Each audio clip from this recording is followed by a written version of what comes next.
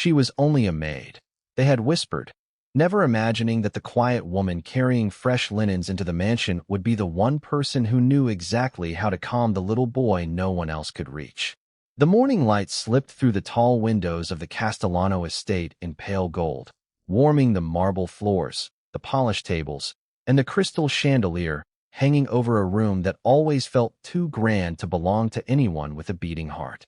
In the center of that silence stood Elena Brooks, a white maid in a simple navy uniform, her hands steady around a silver tray, even though her pulse had been racing for the past 10 minutes. Somewhere upstairs, a child was crying again. Not the kind of crying that stopped on its own, but the kind that cracked through walls and settled into the bones of everyone who heard it. Elena heard it every day. So did the staff. So did the guests. But only she kept walking toward it. At the far end of the hall, the housekeeper's voice dropped into a warning. "Elena, don't go up there. Mr. Castellano said no one enters the west wing unless he asks." Elena slowed, then looked toward the staircase where the sound drifted down in fragile bursts. "He's been crying for almost an hour," she said softly. "No one else seems to be helping." The housekeeper sighed with the tired impatience of someone who had already decided what kind of day this would be.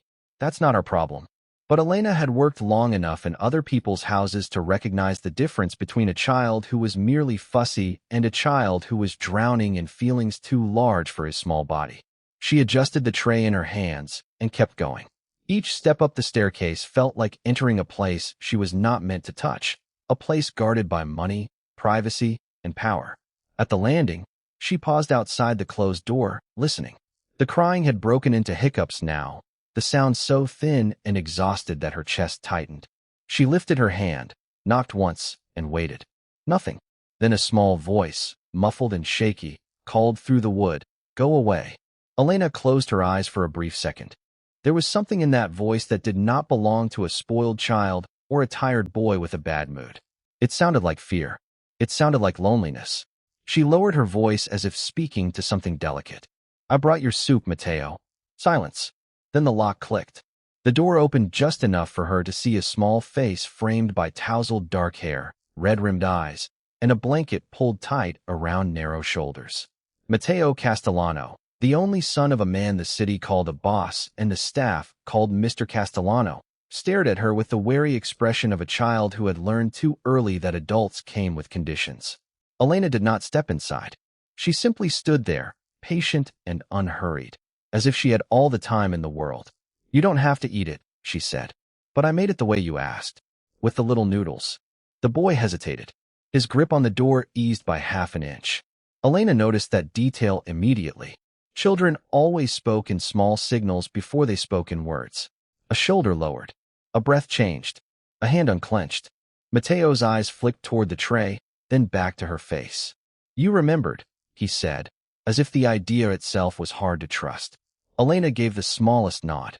"I remember what matters." Somewhere down the hall, a door opened with a low, measured sound, and the air changed. Elena did not need to turn around to know that William Castellano had arrived. The temperature in the corridor seemed to fall under the weight of his presence. He was a man built like a closed door, impossible to ignore, harder to open, all sharp suit lines and quiet authority. He had not spoken yet, but the entire hallway felt as though it had already asked permission to exist. Elena lifted her eyes slowly, meeting the stare that could silence a room, and for one suspended moment, the world seemed to hold its breath. William Castellano did not move for a full second after Elena lifted her eyes to his. That stillness said more than words ever could.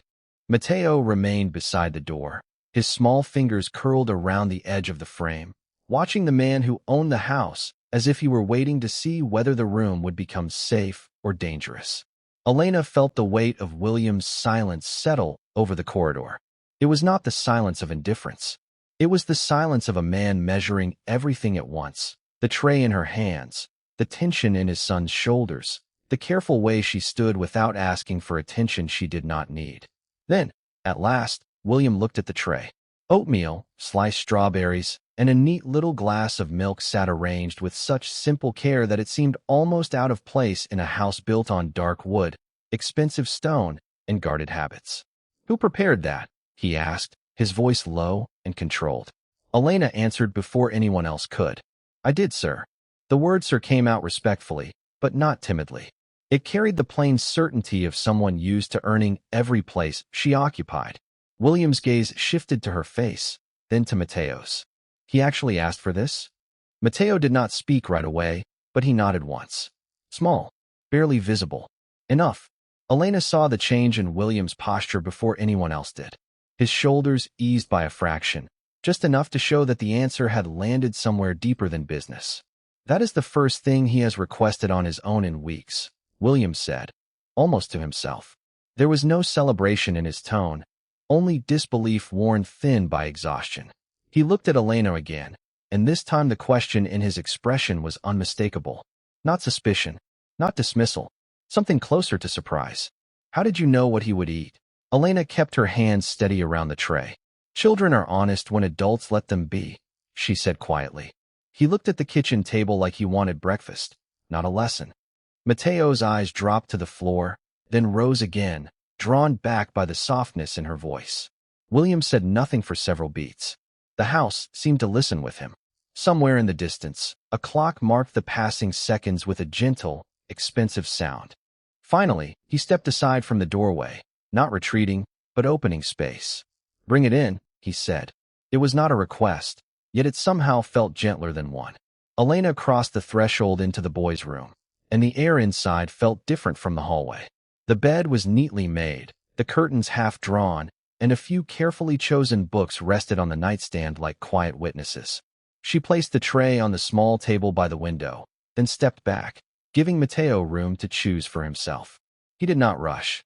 He watched her first, as if deciding whether she would remain kind after the tray was no longer needed. William watched that exchange too, and something unreadable passed through his face. He had spent years surrounded by people who spoke too much and meant too little. This woman had said almost nothing, and yet his son had followed her with his eyes as if she were the first honest thing he had seen all day. Mateo finally sat at the edge of the bed. Elena waited without crowding him. That, more than anything, seemed to matter. You did not leave, he said softly, almost like a test. No, Elena replied. I said I would come back. Most people say that and do not. The words were small, but they carried a tired kind of truth. Elena felt them settle in her chest. Then I suppose most people were not speaking to you, she said. Mateo looked up at that, and the corner of his mouth moved, not quite a smile, but close enough to make William notice. The man's eyes narrowed by the smallest degree, not in anger, but in alertness. The change in his son was so slight that anyone else might have missed it. He did not miss anything. Elena handed Mateo the spoon only after he reached for it himself. No hurry, no pressure. The boy's hands trembled less than before. He took one careful bite, then another, and the room remained quiet except for the soft sound of the spoon against the bowl. William stood by the window with his arms folded, watching as though he were witnessing something he had not allowed himself to hope for. He has not eaten breakfast with anyone since his mother passed, he said after a while, the confession leaving him colder than the morning light. Elena did not answer immediately. She understood enough about grief to know that some pain wanted company and some wanted witness. He is here now, she said at last. That matters. William's jaw tightened at the simplicity of it. He looked from his son to Elena, and for the first time since she had met him, the hardness in his face seemed to shift rather than merely remain. Not softened, not yet, but moved.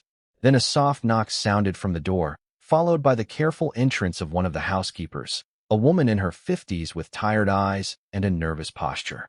She froze when she saw William in the room. Mr. Castellano, she said quickly, I did not know you were here. I only came to check whether Master Mateo needed anything else. William did not take his eyes off the scene in front of him. She brought him breakfast, he said. It was not a question. The housekeeper glanced at Elena, then at the tray, then at Mateo eating with visible focus for the first time that morning. Something like relief crossed her face before fear replaced it. Yes, sir, she said. I was told to leave the child alone when he was upset. William's expression sharpened. By whom? The woman hesitated, and that hesitation answered enough. Elena felt the room tense again, but this time not around her. Around the truth. Mateo's spoon paused halfway to his mouth. He was listening, even if he did not fully understand. William straightened slowly, his eyes moving from the housekeeper to Elena with the kind of calm that made people more nervous than shouting ever could. Who gave that instruction? He repeated, quieter now. The housekeeper lowered her gaze. Mrs. Castellano's office, sir. She said too many people upset him. For a moment, no one spoke. The words hung between them with a strange, heavy weight. William looked down at his son, who had gone still, then back at Elena. And in that silence, Elena understood that this house was not only lonely. It was mismanaged by grief, fear, and rules that had forgotten the child at the center of them. William's voice changed when he spoke again. It was still controlled, but now there was something unmistakably personal beneath it. Stay with him, he said to Elena. The housekeeper blinked. William continued, both of you. For now. Elena did not move. She was careful not to let surprise show too quickly. In this house, promises were often dressed like commands, and commands often carried hidden tests. But Mateo looked up at her with a relief so plain it needed no translation, and William noticed that too. The silence in the room had changed shape. It was no longer a barrier. It was the beginning of something neither of them had named. Before we continue, where are you watching from? Drop your city in the comments below, and if you believe in dignity and justice, hit like and subscribe. Now, back to Elena, who had just been told to stay with the child. She did not answer right away. In a house like this, silence was never empty. It was a language, a test, a door left half open on purpose. Mateo stood close to her side, his small face still damp from tears, his breathing slow but uneven, as if he had only just begun to believe he was safe. Elena bent slightly, adjusting the blanket around his shoulders with careful hands. The gesture was small, but it changed the air in the room. William noticed. Of course he noticed. He had spent years watching people for weakness, for lies, for angles that could be used against him. But this was different. Elena did not perform kindness. She offered it the way some people offered water to the thirsty, without calculation, without an audience. Mateo leaned into her before he could seem to think about it, and Elena let him. There was something heartbreaking in how naturally the child accepted her, as if his body had been waiting for permission to rest. William's jaw tightened almost imperceptibly. The sight stirred a memory he had not invited in years, one of a smaller hand wrapped around his own, of a voice long gone telling him that a child did not need perfection, only presence. He pushed the memory back down, but not fast enough to escape the change it caused in his expression. Elena rose and looked toward him, not boldly, not challengingly, but with a calm that suggested she had already understood more than she had been told. Would you like him to have something warm to drink? She asked softly. It was such an ordinary question that it unsettled him more than an accusation would have. No one in this house had spoken of Mateo in ordinary ways for a very long time. He was scheduled, managed, monitored, and protected by rules that had slowly grown larger than love. William glanced toward the hall, where a servant hovered too close to the doorway, and then back at Elena. What would he usually take? He asked. His voice remained controlled, but the edge had changed. Elena considered the question carefully. Something plain, she said. Tea, maybe. Warm milk if he wants it. Nothing too strong. Mateo looked up at the word milk and gave the smallest nod, the kind children gave when they wanted to seem brave. William's eyes dropped to him. Did you hear that? He said quietly. She asked you what you wanted. The boy looked between them, uncertain, then whispered, milk. It was the first simple request William had heard from him all day, and it landed in the room with the weight of a breakthrough. Elena did not smile, not fully. She only gave a slow nod, as if this were the most natural thing in the world. I can bring that, she said.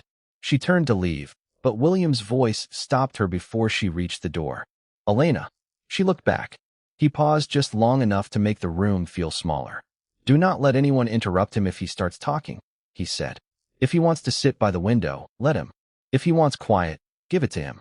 If he asks for you, come. The words were not gentle, exactly, but they carried a kind of trust that had clearly been expensive for him to offer. Elena held his gaze for a moment and then nodded once. Yes, sir. She moved past the threshold, and the instant the door closed behind her, the corridor seemed to breathe again. William remained where he was, watching his son settle onto the edge of the bed. Mateo traced the seam of the blanket with one finger, then looked up, his eyes searching. Is she coming back? He asked. William answered before he had fully decided to. Yes. The certainty in his own voice surprised him. Mateo seemed to relax by a fraction, as if that one word had carried more comfort than all the careful routines built around him. William stood in the middle of the room, silent again, but it was no longer the silence of control. It was the silence of a man realizing that something he had considered fragile might actually be the first honest thing his home had seen in years. Elena did not speak as she crossed the room, because in a house like William Castellano's, a person learned quickly that every sound carried weight. The hallway beyond the bedroom was lined with dark wood and low amber light, and the polished floor reflected the shape of her moving like a shadow that did not entirely belong to her. She kept her hands folded at her waist, her posture careful, respectful, unreadable. Behind her, the bedroom door remained closed, and inside that room Mateo had settled into a quiet that felt new, almost fragile.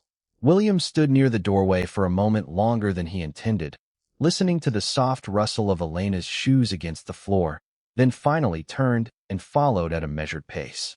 The house was too still, and yet it no longer felt empty. It felt observant. Elena stopped beside a side table where a small crystal bowl held wrapped mints no one had touched. She looked at the room ahead, then back at William, waiting for permission she had no right to ask for and would not ask for anyway. He is tired, she said softly. He held it together for a long time. William said nothing at first. He had learned, in business and in life, that people often revealed more by what they protected than by what they said. The maid before him was not nervous in the way people usually were around him. She was careful, yes, but not frightened in the ordinary sense. There was something steadier beneath her caution, something that suggested endurance rather than submission. He does that, William said at last, his voice low. He waits until he is alone.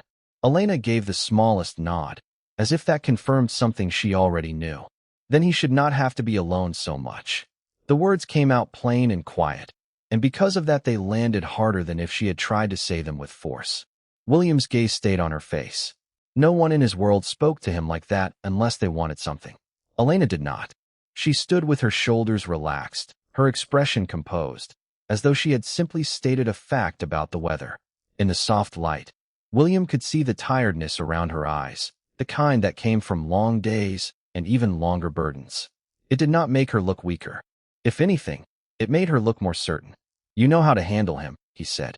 Elena looked toward the bedroom door and then back again. I know how to listen. For a brief second, something in William's face changed, not enough for a stranger to notice, but enough to alter the air between them. He had spent years surrounded by people who performed loyalty, fear, and ambition with practiced precision. Listening was rarer. Listening without wanting reward was rarer still. That is not nothing, he said. Elena did not answer immediately. From inside the room came the faint sound of Mateo shifting under the blanket, and both of them went still as if the child's movement had pulled a thread tight between them. Then William's phone vibrated once in his pocket. He ignored it. It vibrated again. He looked at the screen, saw a name that meant obligation, and for a brief moment the old version of him, the one who solved every interruption by force of schedule, tried to return. But Mateo had asked if she was coming back. That simple question kept echoing. William lowered the phone without answering. Elena noticed the gesture, though she did not comment on it. If you need me elsewhere, she said, I can finish the linens first. No, William said, and the answer came too quickly to sound rehearsed. She blinked once. He added, more evenly, staying nearby for now. The request was practical on the surface, but there was something else under it, something neither of them named. Elena accepted it with a slight incline of her head. Yes, sir. The title should have created distance. Instead, it only reminded him how often people used it as a wall. When she turned toward the adjoining sitting room, William watched the line of her back and the quiet discipline in each step. She moved like someone who understood rooms, people, and danger without needing to announce it. On the edge of the table near the window sat a tray that had been left untouched. Tea gone cool, lemon slices resting in a silver dish, one untouched glass of water catching the light. Elena reached for the glass, paused, then stopped herself and set her hand back at her side. William noticed everything. You can drink it, he said. She looked up, surprised only because he had seen the gesture at all. I did not mean to assume, she replied. You did not, William said. I offered. That was all. Yet the words stayed in the air between them longer than they should have. In another life, Elena might have been someone he never noticed, and he might have remained the kind of man who preferred silence because it kept others at a distance. But Mateo's small trust had shifted something, and Elena's quiet presence had shifted it further. For the first time in a long time, William did not feel the familiar urge to control the room. He felt the strange, unsettling awareness that the room was changing him instead. And in the stillness that followed, with the house listening and the child breathing softly behind the closed door, William realized that Elena was not merely helping his son through a difficult hour. She was bringing a kind of calm into the house that no one had managed to buy, command, or force into place. It was simple, it was unspoken, and it made him watch her as if he were seeing the first honest beginning of something he had not expected to need. Before long, the quiet in William Castellano's house began to feel different. Elena remained near Mateo's bedside with her hands folded neatly, her presence still and steady, while the boy's breathing slowly evened out under the soft glow of the lamp. William stood just inside the doorway, watching the smallest details he would have ignored in any other hour. The way Mateo did not cling to the blanket anymore. The way Elena kept her voice low enough to feel like part of the room instead of an interruption. The way the child's eyes followed her as if he trusted her simply because she had never asked him to trust her. That trust unsettled William more than he expected. He had spent years around people who smiled too quickly, promised too easily, and wanted something from him before the conversation had even begun. Elena was the opposite. She offered nothing and yet seemed to give the entire room a kind of peace. When Mateo reached for the glass of water on the nightstand, his fingers still trembling slightly, Elena adjusted it without a word and held it steady until he could drink. The boy managed a weak smile, and then, with the innocent certainty that only a child could carry, he looked up at William and said, "She makes the room feel safe." The words landed quietly, but they struck deeper than any loud confession ever could. William did not answer at once. His jaw tightened, and for a moment the only sound in the room was the distant murmur of the house beyond the door. Safe was not a word he often heard in connection with his home.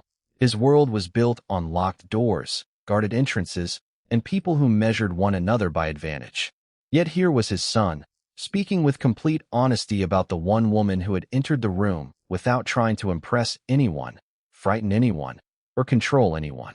William looked at Elena then, really looked at her, and saw not just a maid doing a task, but a woman whose stillness had become its own kind of strength.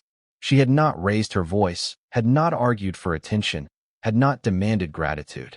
She had simply stayed, and in a house where everyone seemed to move too fast or speak too much, that made her impossible to ignore.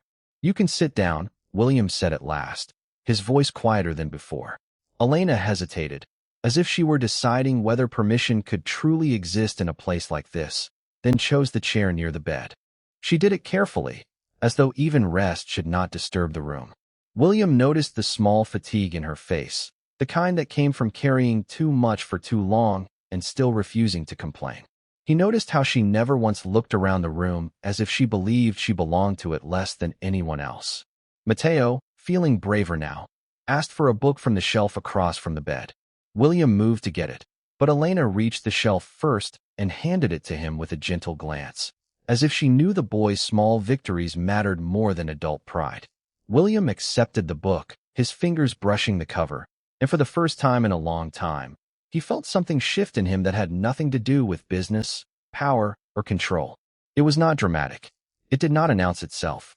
It simply arrived, calm and persistent, like light moving slowly across a dark floor. And as Mateo settled back against the pillows, reading with Elena beside him and William standing watch without realizing he had chosen to stay, he understood something that made his silence deepen rather than harden. Elena was not trying to become part of his world. She was revealing what his world had been missing, and once he saw that, he could not unsee it.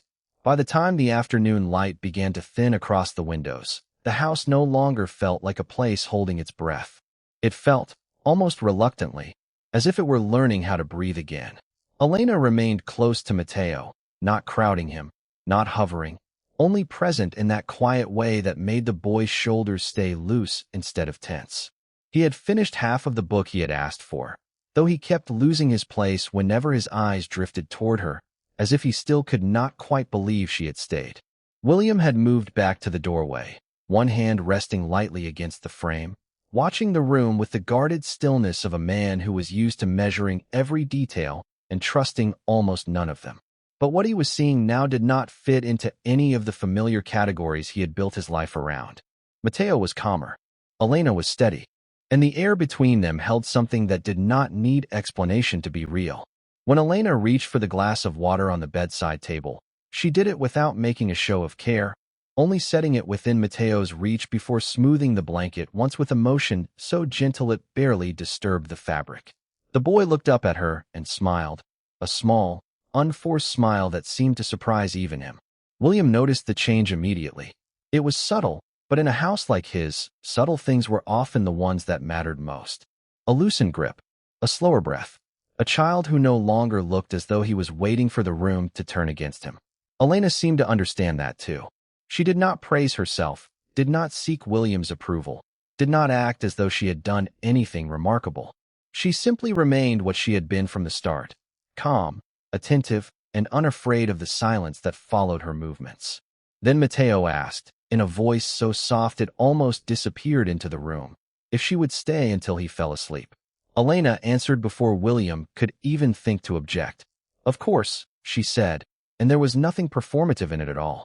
No hesitation, no calculation, just a promise given as naturally as breath. William looked at her then, really looked at her, and something in his expression shifted in a way that would have embarrassed him if he had known how visible it was. It was not softness exactly. It was something more difficult for a man like him to admit. Recognition, not of her as an employee, not of her as a temporary solution, but of her as a person whose presence altered the temperature of a room without demanding anything in return. The lamp on the nightstand cast a warm circle of light over Mateo's face, and as Elena began reading again in a low, even voice, the boy's eyelids started to droop. William stayed where he was, quieter than before, as if any sound from him might break the fragile peace settling over his own home. But the peace did not break.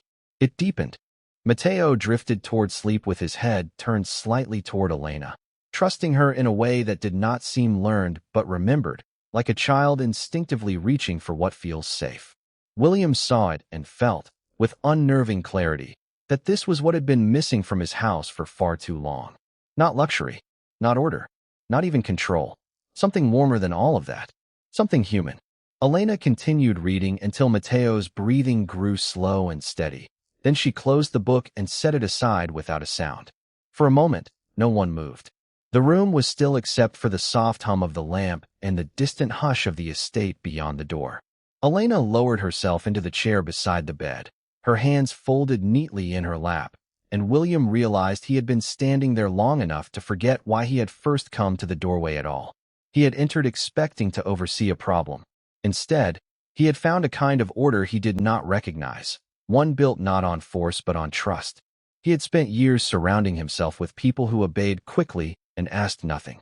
Elena asked for nothing too, and that was precisely what unsettled him. She did not seem to need anything from him in order to care well. That kind of grace made a man like William feel both relieved and deeply exposed. He looked at his son, then at Elena, and understood that the scene before him would not leave him unchanged. It had already begun, quietly, to rewrite something in him that he had never thought to question. And for the first time in a very long time, William Castellano did not want to leave the room. He wanted to stay and watch the fragile peace Elena had made last a little longer. He wanted to learn how something so simple could feel like a gift. And in that hushed room, while his son slept and Elena kept her vigil beside him, William finally accepted the truth settling over him in silence. Some people did not enter a life to be controlled or dismissed. Some people arrived to restore what power had never been able to replace. By the time the first hints of evening began to gather at the windows, William Castellano had been standing in the doorway for several minutes without speaking, as if he were still waiting for the house to decide what kind of silence it wanted to keep. Elena noticed him, of course she did, but she did not turn around right away. She was seated beside Mateo with a book resting open in her lap, her voice low and steady as she read aloud in a way that made even the air seem calmer. The boy, who only hours earlier had looked so tightly wounded inside himself, now leaned into the blanket with one hand curled loosely at his side, his breathing even and unforced. William watched the scene with an expression he had not worn in years, something between disbelief and quiet recognition. He had expected gratitude. He had expected competence. What he had not expected was peace. Not the polished kind that appeared in social rooms and business meetings, but the kind that settled into a child's shoulders and made an entire house feel less like a fortress. Elena finally lifted her eyes to him, and there was no alarm in her face, no attempt to justify herself, no practiced softness meant to win approval. She simply looked at him as if he were a man arriving late to a truth that had already been living in his home all afternoon. William stepped inside and closed the door behind him with a careful hand. "How is he?" he asked, his voice quieter than it had been that morning. Elena glanced down at Mateo before answering. "He is tired, but calm," she said. "He had a hard moment earlier, and then he settled." William absorbed that in silence. He looked at his son, then at the blanket tucked neatly around him, then at the glass of water on the table nearby, placed there without fuss or announcement. Nothing about it looked dramatic, yet somehow it felt more valuable than any expensive thing in the room.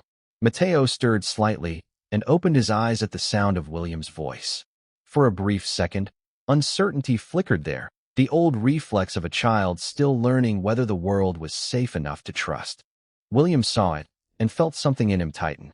Then Mateo looked past him to Elena and relaxed again. That small movement said more than words ever could. William did not miss it. Neither did Elena. She gave no sign of triumph, only a small nod toward the boy, as if his comfort was the only thing that mattered. William moved closer to the bed, his attention fixed on his son's face. "Did you eat anything?" he asked.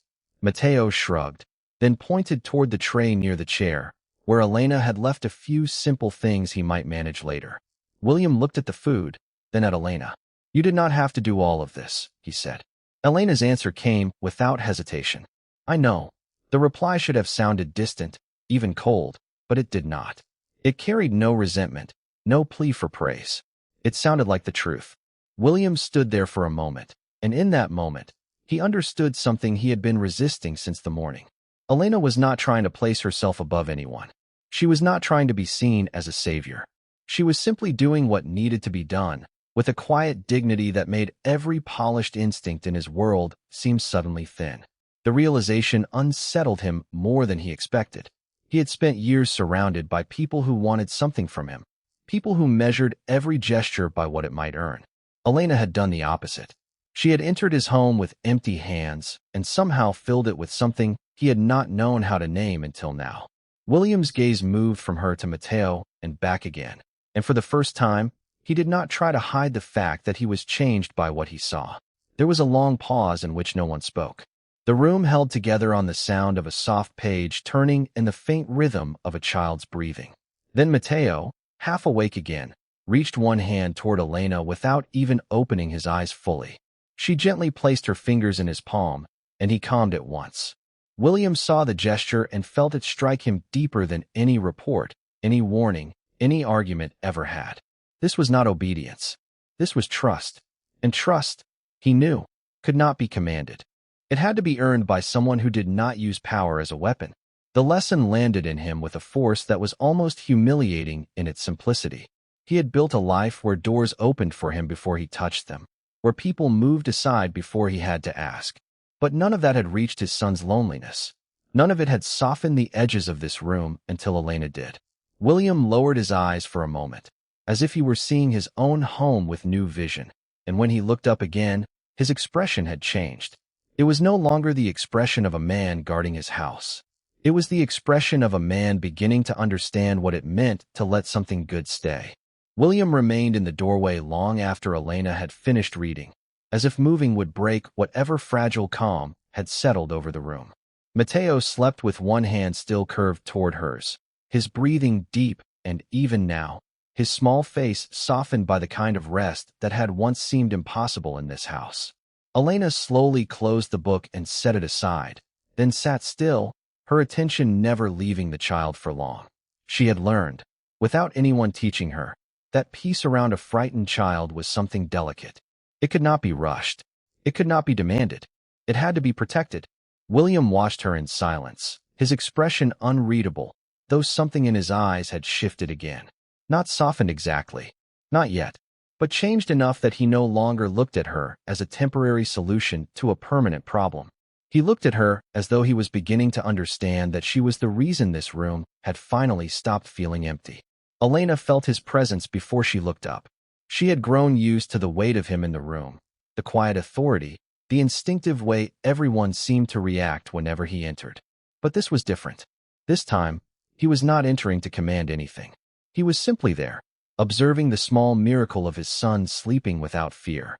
"He has not slept like this in weeks," William said at last, his voice low enough not to disturb Mateo. Elena kept her eyes on the child as she answered. He needed to feel safe. The simplicity of it made William's jaw tighten, not in irritation, but in a kind of restrained reflection. Safe. It was a word he had spent years trying to provide through locks, guards, schedules, and discipline. Yet none of those things had given Mateo what this room had found in a single afternoon. Elena stood and quietly moved to the window, drawing the curtain back just enough to let the last of the daylight rest across the floor. The house outside remained the same, grand and polished and severe, but the room around Mateo had changed.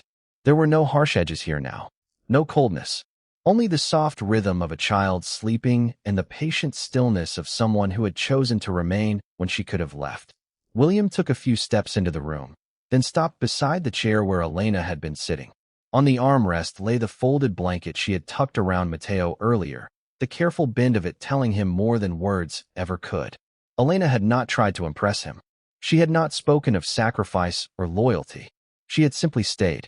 And in a life built on transactions, that kind of constancy unsettled him more than resistance ever could. "You make this look easy," he said quietly. Elena let out a faint breath that was almost a laugh. "It is not easy. It is just worth doing well." William looked at her then, really looked at her, and for a moment the hard, controlled mask he wore so well seemed to weaken at the edges.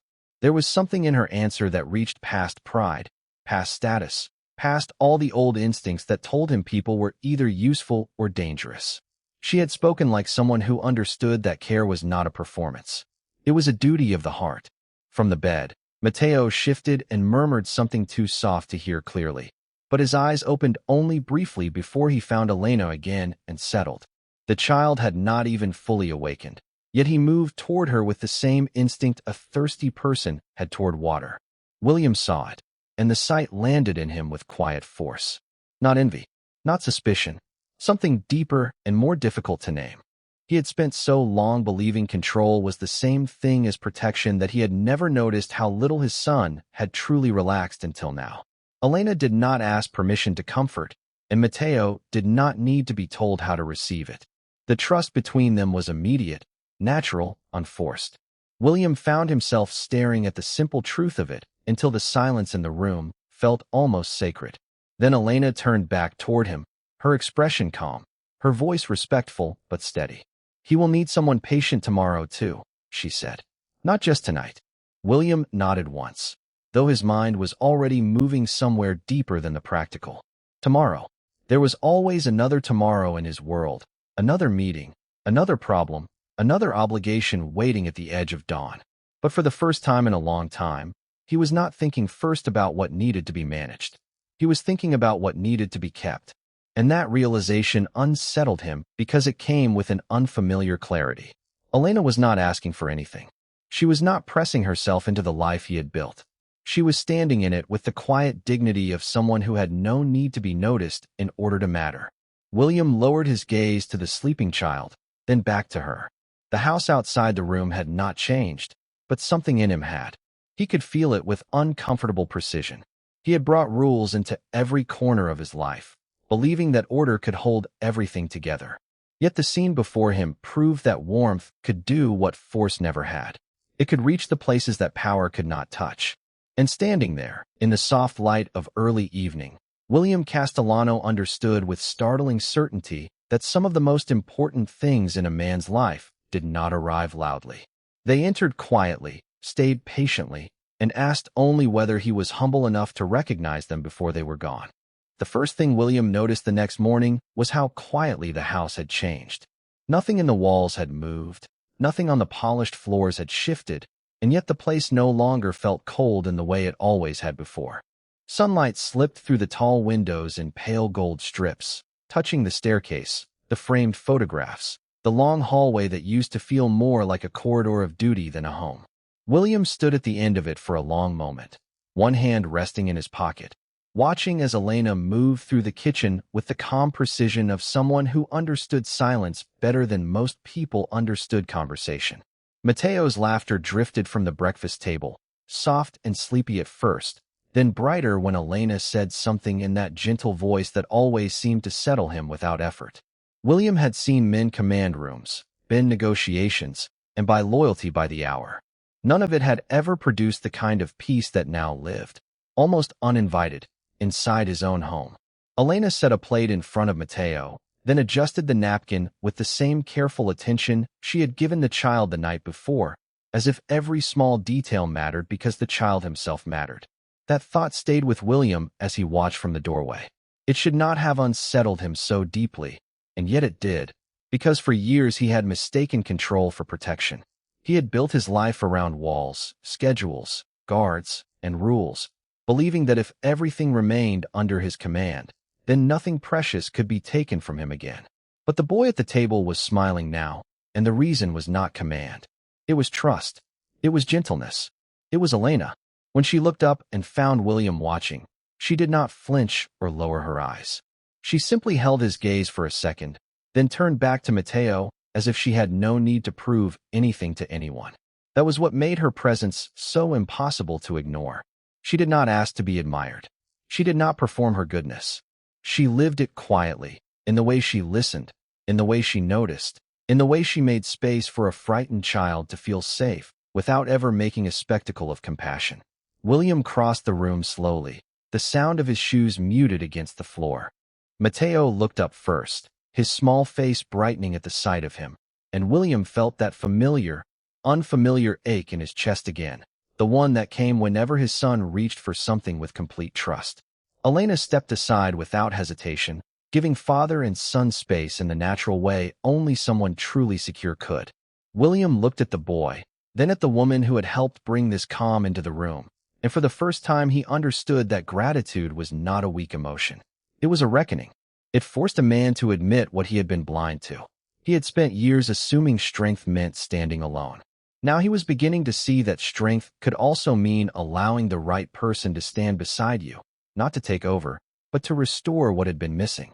Mateo leaned into his father's hand, sleepy and content, while Elena quietly gathered the breakfast dishes, making herself useful without drawing attention. The simplicity of it struck William harder than any speech could have. There was no demand in her movements, no expectation, no calculated attempt to win favor.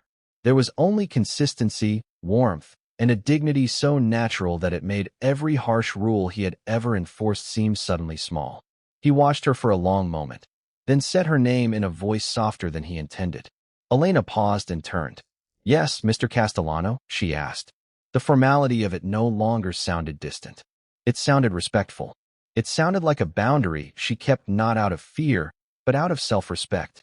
William held her gaze, his expression unreadable to anyone else, though inside him something had already begun to shift into place. "Thank you," he said at last. The words felt almost clumsy in his mouth, but they were honest. Elena's face changed only slightly, enough for him to notice. She gave him a small nod and returned to the sink. No triumph, no surprise, just quiet acceptance, as if she had never needed the gratitude to know her worth. And in that moment, William understood something else that would stay with him long after the room grew still again. The people who changed a life the most were not always the loudest, the strongest, or the most demanding. Sometimes they were the ones who walked in gently, stayed when staying was difficult, and reminded a wounded house how to breathe again. Mateo reached for his father's hand once more, and William took it without hesitation. Across the room, Elena lowered her eyes to the dishes, her shoulders relaxed, her presence steady and unshaken. The morning light widened across the kitchen, warm and patient, And for the first time in years, William did not feel the need to fill the silence. He let it remain. He let it teach him. And as he stood there beside his son, with Elena quietly holding the center of the room together, William Castellano finally understood that some of the most important gifts in life do not arrive with noise or warning. They arrive like dawn, and only the humble recognize them in time.